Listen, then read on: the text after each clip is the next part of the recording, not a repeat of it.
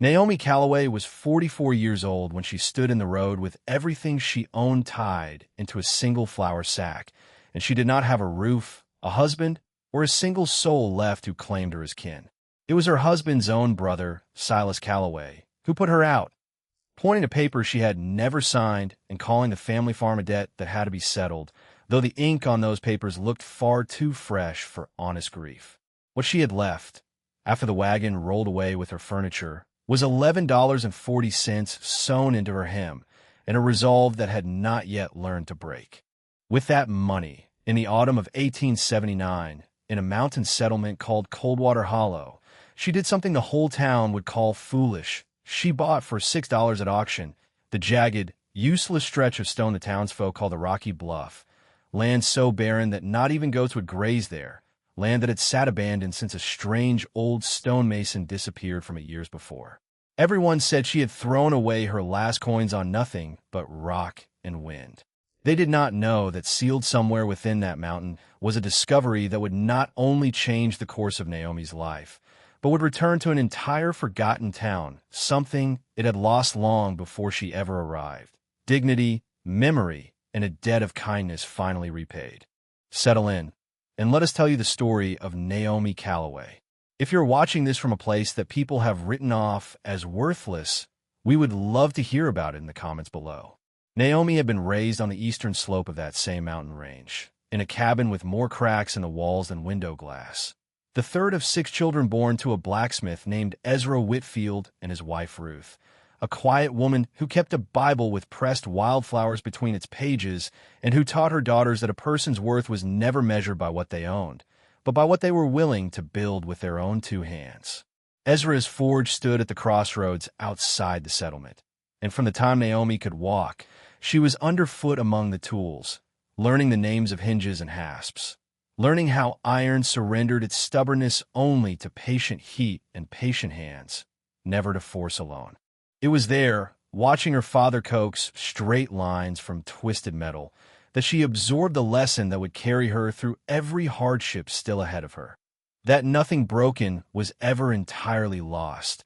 only waiting for someone willing to look at it long enough to understand what it wanted to become. Her mother, meanwhile, taught her herbs and stitching, taught her how to read a ledger and keep accounts honestly. For Ruth Whitfield had once kept the books for a small mercantile before she married, and she believed a woman ought never depend entirely on a man's arithmetic, however loving that man might be. Naomi grew up plain-spoken and steady, the kind of girl neighbors sent for when a fever needed watching through the night or when a barn needed an extra pair of capable hands. And by the time she was 20, she had earned a quiet reputation as someone whose word could be trusted absolutely, which in a frontier settlement was worth more than any dowry. She married Thomas Calloway when she was 23, a gentle, hard-working man with sun-browned forearms and a laugh that came easily, and together they took up a modest farm at the edge of Coldwater Hollow, a settlement tucked into a high valley beneath a long gray ridge the locals simply called the mountain,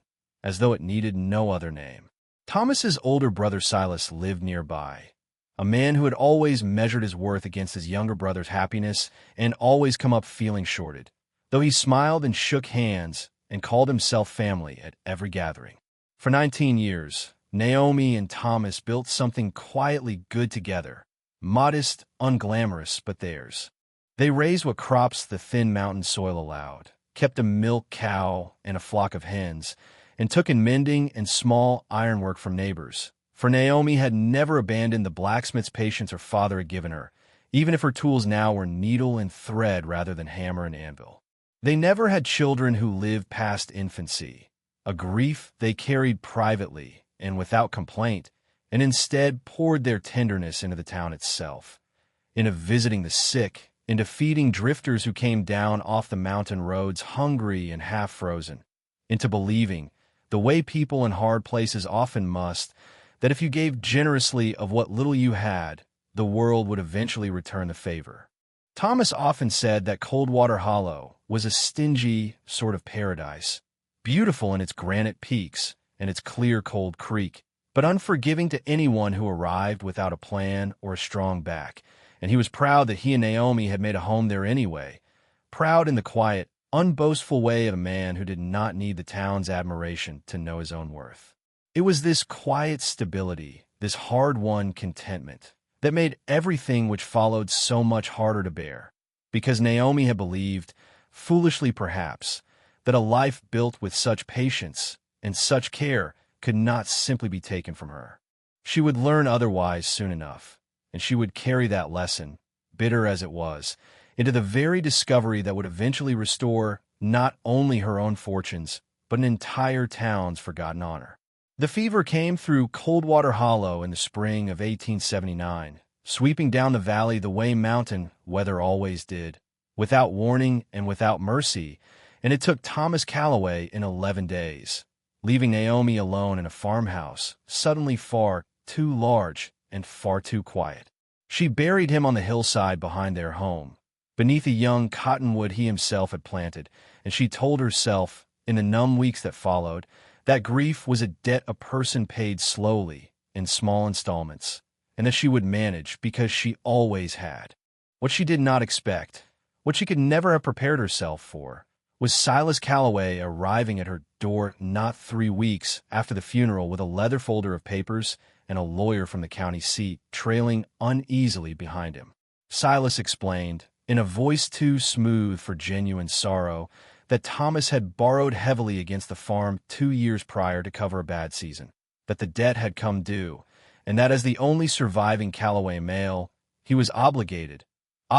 he said, as though it pained him, to take possession of the property to settle what was owed. Naomi asked to see the original loan papers, the ones bearing Thomas's actual signature, and Silas produced a document that looked correct enough at a glance, but that made something cold twist in her stomach, for the signature slanted wrong, hurried in a way Thomas's careful hand never was, and the ink sat too dark and too fresh atop paper that was supposedly 2 years aged. She said as much, gently but plainly, the way her mother had taught her to speak when a ledger did not balance. And Silas's face went hard in a way she had never seen from him before, and he told her that a grieving widow's memory of her husband's business affairs was hardly reliable evidence, and that the county lawyer standing beside him had already reviewed everything and found it proper. She had no money for her own lawyer, no family beyond the Whitfields scattered thin across 3 territories, and no neighbor willing to stand against a man who held notes on half their own debts besides.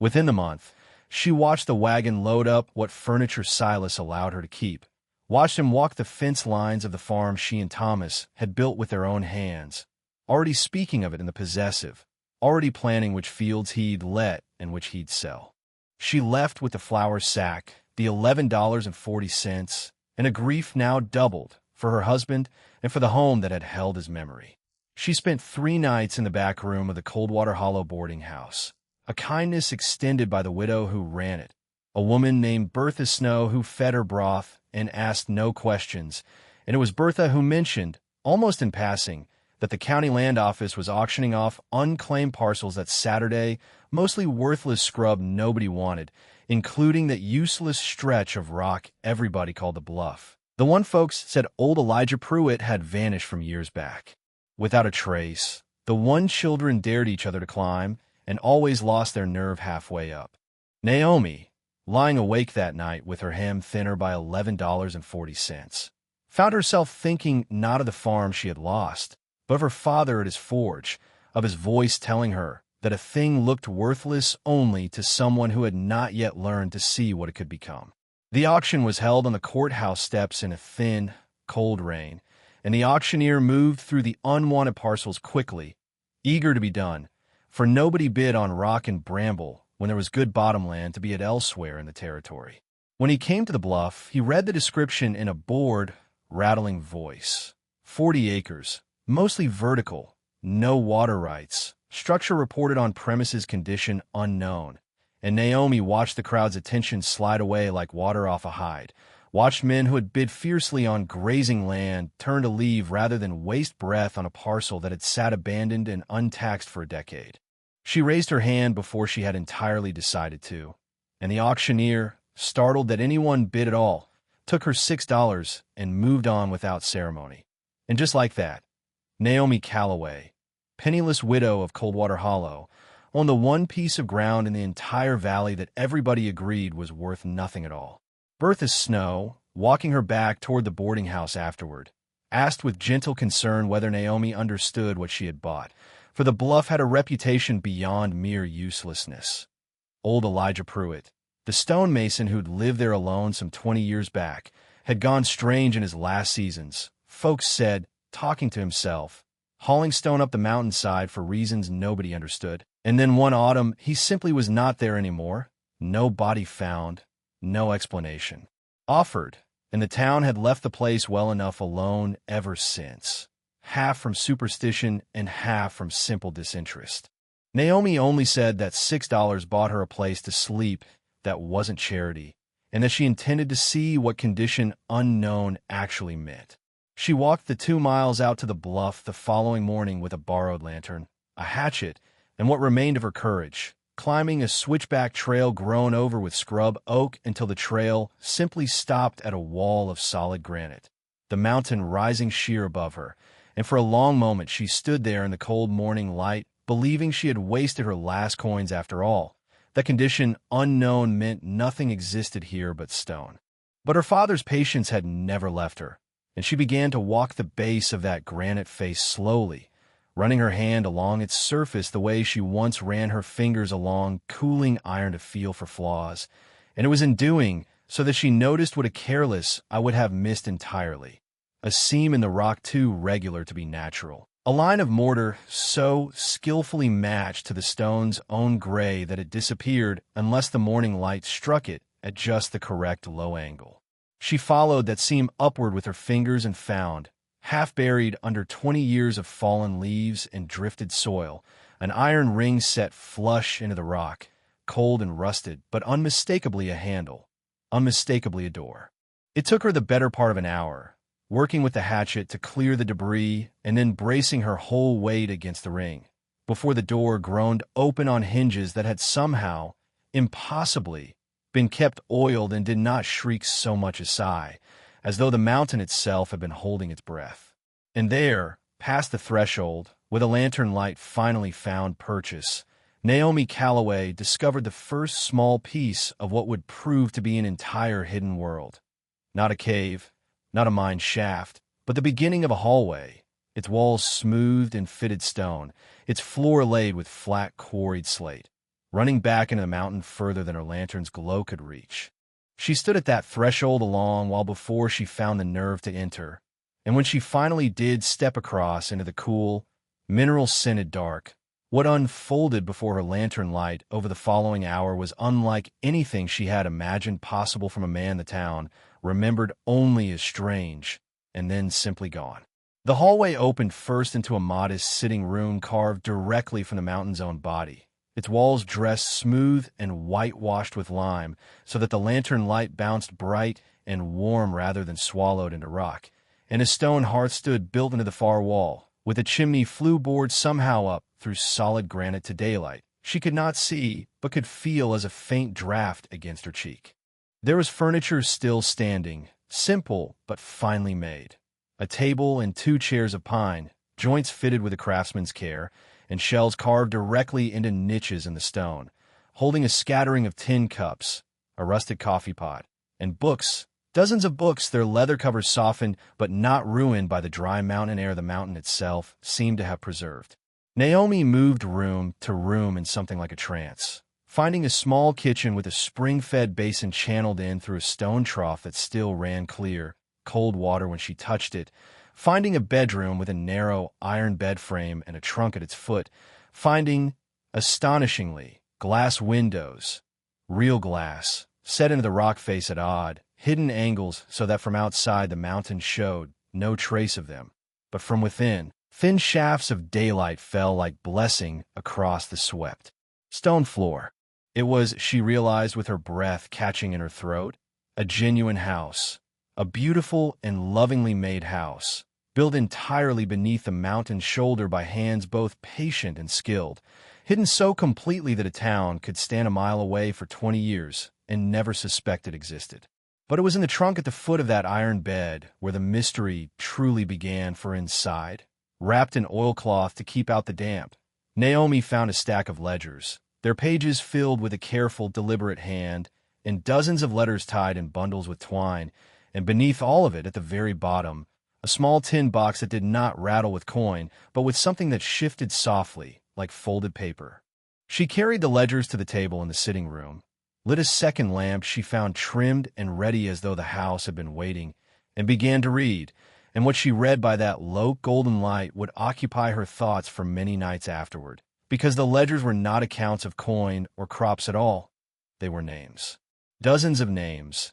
each entered with a date and a short phrase beside it. Arrived safely, 3 nights rest, moved on toward the river crossing, family reunited north of the line. Naomi did not understand at first what she was reading, but as she moved deeper into the ledger's pages, a slow and profound realization began to take shape in her mind, one that made the hidden house around her feel suddenly less like an eccentric hermit's folly and very much more like something built with tremendous purpose and tremendous risk. Over the following days, working by lamplight in that hidden house because she had, in truth, nowhere else in the world to go, Naomi pieced together the story that the ledgers and letters had been quietly waiting to tell for 20 years. Elijah Pruitt, she learned from a bundle of correspondence tucked at the back of the trunk, had not always lived a hermit's life in the mountain. He had been born in Virginia, the younger son of a modest slaveholding family, and as a young man had come to believe, through reasons the letters described only in fragments, a friendship formed in boyhood with an enslaved boy named Cato, who had taught him to read the shapes of stars, a conscience that would not quiet itself no matter how his family tried to settle it. That the entire foundation of his upbringing was a moral wrong he could not continue living inside of. He had fled west as a young man, and after some years of wandering and stonework in mining camps, he had settled at Coldwater Hollow under a name that was, the letters revealed, not entirely the one he was born with, and had begun, slowly and in complete secrecy, carving out this hidden dwelling beneath the mountain, not merely as a home, but as a station, a hidden refuge for those making their way north along routes that avoided the main roads and their patrols. A link in a chain of quiet conspirators that Naomi had only ever heard whispered about in her childhood, when older folk spoke carefully of the Underground Railroad that had once threaded even through these high, unlikely mountains. The ledger's names, dozens of them across 2 decades, were the people Elijah had sheltered, fed, and guided onward, often at tremendous personal risk, for the letters also spoke of near discoveries, of nights Elijah had stood armed at his own hidden door, listening to search parties pass within yards of a threshold they never found, of the constant, grinding fear a man carries when the safety of others rests entirely on his own vigilance. But the letters told Naomi something more, something that explained both Elijah's disappearance and the fortune it seemed he had left behind. In his last years, as the war finally ended and the routes he'd once guarded became unnecessary, Elijah had turned the money he'd saved, money sent to him gratefully over years by families he'd helped who later found prosperity and never forgot the mason who'd sheltered them, toward a final purpose. The tin box at the bottom of the trunk, when Naomi finally worked up the courage to open it, held not coin, but a folded document, a deed and a letter both, explaining that Elijah intended his savings, a sum that had grown considerable through careful investment guided by grateful former travelers now established in business back east, to be used for the benefit of Coldwater Hollow itself, for a schoolhouse, for a proper doctor's office, for whatever the town most desperately lacked, but only. The letters specified in careful script. Once the mountain gave up its secret to someone with the patience and honesty to find it. Someone who would understand that value hides itself from those unwilling to look closely. Elijah, it seemed, had grown too frail in his final seasons to manage the funds or reveal himself publicly without risking the shame his own family name might still carry in certain quarters, and the letter suggested, with a sorrow Naomi felt keenly even across the distance of years, that he had likely died alone somewhere on the mountain he loved, his secret intact, his gift unclaimed, his true name and true history unknown to the very town he'd quietly served for 2 decades. Naomi told no one at first, not from greed, but from the plain wisdom her mother had instilled in her, that a discovery this large, unproven and unexplained, could bring trouble faster than it could bring good, especially to a widow with no standing and no family to vouch for her. She spent weeks quietly verifying what the papers claimed, riding the 2 days to the territorial capital to inquire discreetly at the land office and the bank named in Elijah's letters, confirming that an account did indeed exist under a trustee arrangement, dormant but real, grown through decades of careful compound interest into a sum larger than the entire town's assessed property value combined. But word has a way of finding cracks in even the most careful silence, and it was a land surveyor passing through, hired by Silas Calloway himself to assess timber value on adjoining parcels, who noticed Naomi's frequent trips up the switchback trail and mentioned, over drinks at the boarding house, that the widow seemed awfully industrious about a worthless pile of rock. Silas, who had grown accustomed since taking the farm to seeing himself as the rising man of Coldwater Hollow, could not tolerate the notion that his brother's cast-off widow might have stumbled on something he himself had overlooked, and he began making inquiries of his own, and eventually rode out to the bluff uninvited, standing at the base of that granite face with an ugly, calculating look Naomi remembered too well from the day he'd taken her farm. He demanded to know what she'd found, insisted that as Thomas's brother he had some rightful claim to anything of value on land that had, after all, been sold at auction from unclaimed county holdings, and when Naomi refused to let him pass the threshold, he threatened, in the smooth, reasonable voice he always used for his cruelest intentions, to bring the same lawyer back, to argue before the county that a woman alone had no standing to hold such a valuable discovery without oversight, that perhaps the land itself should be reassessed and re-auctioned now that its true value was known. It was a hollow threat legally, but Naomi understood all too well how thin the protection of law could be for a woman without money or male relations willing to stand behind her, and she understood that Silas, who had already once fabricated a debt out of nothing to steal a farm, would not hesitate to fabricate whatever he needed now. The town itself, once word spread, and word did spread, despite everyone's best efforts, split uneasily between sympathy for Naomi and suspicion of a hidden fortune appearing so conveniently after her ruin, with some whispering that surely she'd known about the bluff all along,